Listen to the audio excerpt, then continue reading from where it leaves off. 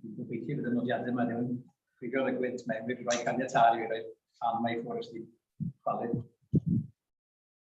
Rwy'n ydych chi'n hoffi teitl ar bregeth, mae'n helpu rai bobl i ganolbwyntio dydy. Beth gan ei dan sylw bore yma ydy yr awdurdod a rhoddwyd i Iesu Grist. Yr awdurdod a rhoddwyd i Iesu Grist. Yn ddiweddar, roeddwn ni mewn parti yn dathlu 10 blwydd modryb i mi. Wedi 90 ac teulu ehangach wedi ymgynnull ac wedi nachlysur arbennig o hapus. Mae'r modryb yma, mae'n mewn iechyd da, dal yn gweithio, trewn yr anglafedd. Ac fel sy'n digwydd, mi weles i berthnasau, ni ddim wedi gweld ers 10 mlynedd 20. Dyna lle oeddwn ni'n eistedd o gwmpas yma. Dal fyny, trio gweithio allan pwy sy'n perthyn i pwy sgen fwyaf o wirion neu gor-wirion wiresau. Mae gan y antiseiddiaid 3 o blant, Patricia, Big Joe a Marian sy'n mynd allan i Australia yn ôl ar gyfer parti. Ac ar ôl ryw 10 munud, dyma yna neges yn dod draw at ei o'n eistedd fan'na yn siarad efo'n brodyr a chwiorydd. Mae yna ŵr ifanc draw arall sy'n eisiau sgwrs efo ti. Bachgen Patricia yw. Dwi'n gwybod bod Patricia wedi prodi ffarmwr, Gareth, mae'n byw yn gwlch y ciben, ond mi ganddyn nhw fab Hyw. O slobyn o fachgen o'r ffarmwr. Dwi ddim wir yn nabod o. Mae fi'n draw gan dechrau siarad ac yn dweud, wel, dwi'n mynd yn nabod, ond dwi'n gwybod pwy wyt ti. Dwi'n mynd yn nabod ti, ond dwi'n gwybod pwy wyt ti. A fe nes i adre noson yma, mae fi'n meddwl eto am y cymal yna. Dwi'n mynd yn nabod ti, ond dwi'n gwybod pwy wyt ti. Ydych chi rioed wedi defnyddio yr ymadrodd yna? Neu falle wedi glywed o. Ydych chi'n gwybod am rhywun, ydych chi ddim wir ni'n nabod nhw. Nid hynny ar unrhyw ystyr personol. Chydig wythnosau nôl eto, roedd ni ar gwrs yn y coleg yn Rhynewydd, iawn, cwrs cyfnod cyntaf. Ac edrychais i allan trwy ffenest, dwi'n gwybod pwy weles i yna. Boris Johnson, oedd o'na, os ydych chi'n teledu felly, y prif weinidog. Ond allai ddim dweud bod fi'n nabod Boris Johnson, ond dwi'n gwybod pwy ti o. Ac eto yr un trywydd, mis neu ddau nôl, dwi'n ddim yn sbio chi'n bysolfen, ond yn dre newydd, gafon ni wyl y banc extra. Dathlu teyrnasaeth, rhywun y Llundain, neu mawr chydig. Ond dyn eto, fi ddim yn nabod, ond dwi'n gwybod pwy ti. A wnaeth yn haro i bod y brawddeg yna yn wir am lawer iawn o bobl. Falle yn arbennig pobl crefyddol, pobl eglwys, pobl capel, parthed yr arglwydd Iesu Grist. Ddim wir yn nabod, ond dyn ni'n gwybod pwy ti. Ie, yn gwybod pwy ti, dyn ni. A dyn ni'n gallu bod yn uniongred iawn ac yn wybodus iawn yn yr hyn dyn ni'n gredu am Iesu Grist. Dyn ni'n magu yn ysgol Sul, yn capel. Dyn ni'n gwybod mae mab Duw ydi o. Dyn ni'n gwybod efo adel ogoniant yn efoedd. Mewn i'n byd ni fel dyn, cymryd natur dyn o. Ac eto byw bywyd heb dyn bechod. Dyn ni'n gwybod pethau yna. Dyn ni'n gwybod i ddefo farw, mae'n wadaeth creulon. Iawn. A dyn ni'n gwybod bod hynny wedi gwneud ar ein rhan ni, neu drosto ni. A bod e wedi atgyfodi a'i weld gen lawer. Dyn ni'n gwybod bod e wedi esgyn yn ôl i'r nefoedd. A bydd y diwrnod yn dod pendawo yn ôl i farnu y byw a'r mewn. Dyn ni'n gwybod hynna i gyd yn gano. Ond dyn ni'n nabod o. A wedyn yna gwestiwn arall yn codi yn oes. Ydy os yna wahaniaeth rhwng gwybod amdano fo a'i nabod o. Mae yna rhai manteisiau o beth i siarad Cymraeg yn oes. Ac un o'r manteisiau ni mae ganddo ni yn y Gymraeg. Dau wahanol yn oes. Gwybod am ac adnabod. Dwi'n meddwl yn Saesneg, a fi wedi cyfieithu ddwy o wedyn, fod na dau air gwahanol. Yr un gair yn dweud, to know about and to know. A dwi wedi bod yn pendroni yn hyn yn yma. Beth ydy'r gwahaniaeth rhwng nabod a gwybod sydd ydych chi'n dweud i gwahaniaeth. A dwi'n yn siŵr os dwi'n gywir, ond dyma'r casgliad o sydd efo. Mae gwybod yn ymwneud â gwybod ffeithiau. Gwybod ffeithiau am ddod. Ond mae adnabod yn ymwneud â pherthynas. Yna berthynas. Wel, gofyn y cwestiwn ydy os. Wel, falle bod chi'n cofio ddysgeidiaeth yr arglwydd Iesu Grist am y farn oedd i fod ar ddiwedd amser. Enod ar y mynydd, dwi'n gwybod lle mae, dyna chi Beibl, tro ati, Matthew. 5, mae'n dechrau ne, Gwyn Byder, ond mae'n dal i fynd ydi, penod 6, penod 7. Penod 7, dwi'n bod i'r adnodau yma adnod 21. Iesu Grist yn dweud, am y dyddiau ni. Nid pawb sy'n dweud wrthyf arglwydd, fydd yn mynd i mewn i deyrnas nefoedd. Ond y sawl sy'n gwneud ewyllus fy nhad, yr hwn sydd yn y nefoedd. Bydd llawer yn dweud wrthyf yn y dydd hwnnw, arglwydd, ond i fi o'n proffwydo yn dy enw di, ac yn dy enw di yn bwrw allan cysylltiad, ac yn dy enw di yn cyflawni wrthiau lawer. Ac yna dywedaf wrthynt yn ei hwynebau, nid adna byd erioed mohonoch. Ewch ymaith oddi wrthyf, dwi'n drwg weithredwyr. Fe fydd yna, yna'r gair, bobl ar y dydd yma, oedd yn gwybod amdano fo. Oedd hyd yn oed wedi bod yn gwneud pethau yn ei enw fo. Ond, ddim yn ei adnabod. Mewn unrhyw ystyr personol. Ac yna, mae'r adnodau yma yn ei godi braw. A dechrau adnod 20 a 3. Gwrandwch eto. Ac yna dywedaf wrth yn ei gwyneboedd. Nid adnab byd erioed mohonoch. Ewch a maes. Am eiriau ofnadwy, am eiriau difrifol, am eiriau o rybyd I chi yma, o'r benga i'r hynna. Roedd y bobl yma yn gwybod am yr arglwydd Iesu Grist. Nid pobl anwybodus ydy'r rhain sy'n rioed wedi clywed yma brenin. Nid pobl ydy rhain sy'n rioed wedi clywed bregeth. Nid pobl ydy rhain sy'n rioed wedi canu emyn. Nid pobl ydy rhain sy'n rioed wedi clywed tystiolaeth sydd daeth rhywun yn Gristion a mae Duw wedi gwneud I fywyd. Pobl ydy'r rhain oedd yn gwybod amdano fo, ond ddim yn ei nabod o. Gyfeillion ydy hynny'n rhywun yma heddiw.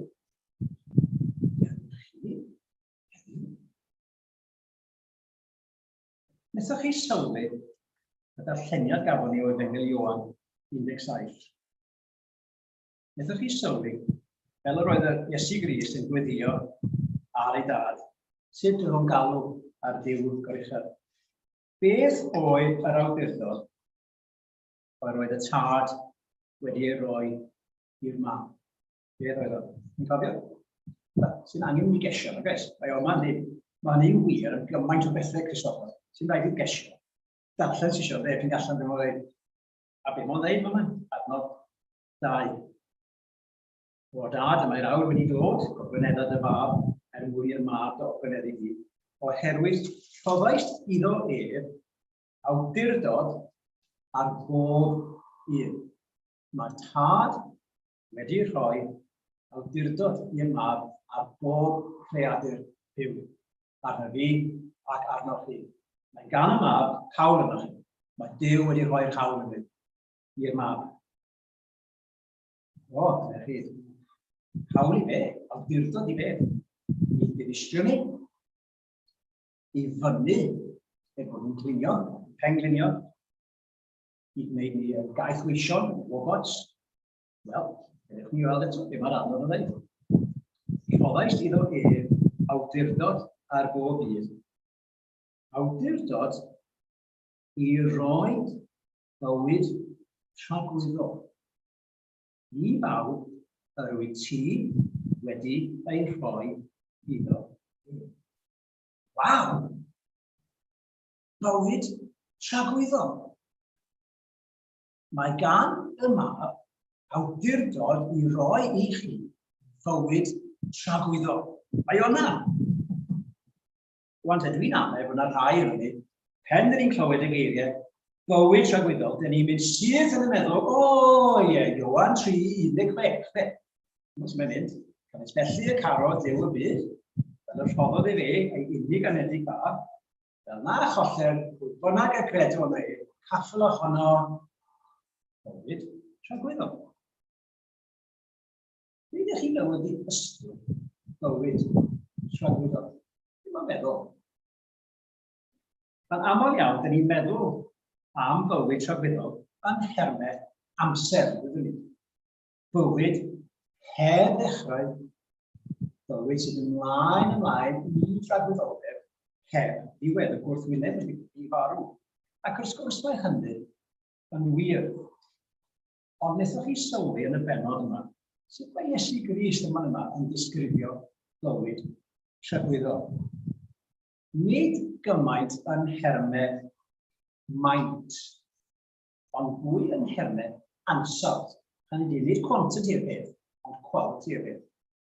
Ewch yn ôl eto, Ioan 17, adnod 3. A hyn yw bywyd tragwyddol, dy adnabod di. Y unig wir fyw. Hwn a anfonais di. Iesu Grist.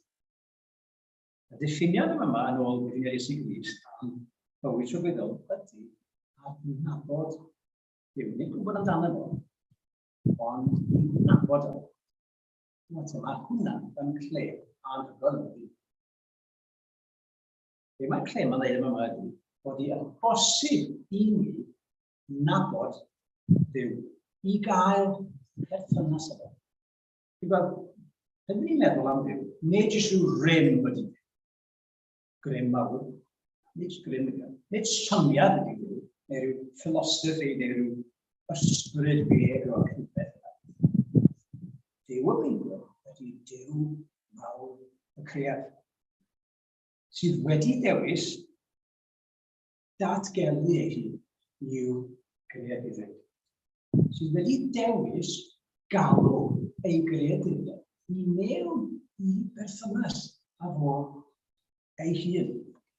Wan te, byddai'r un Mwslem a Hindw na Buddhist yn meiddio ohoni bod hi'n bosib I chi nabod Dyw. Os gennych chi ffrindiau, gobeithio mod ganddoch chi ffrindiau o grefydd eraill. Sut maen nhw'n mynd I glywed sy'n ydych chi'n weithio? Ond bydden nhw beth yn gallu dweud, wel, sy'n bosib I chi nabod Dyw.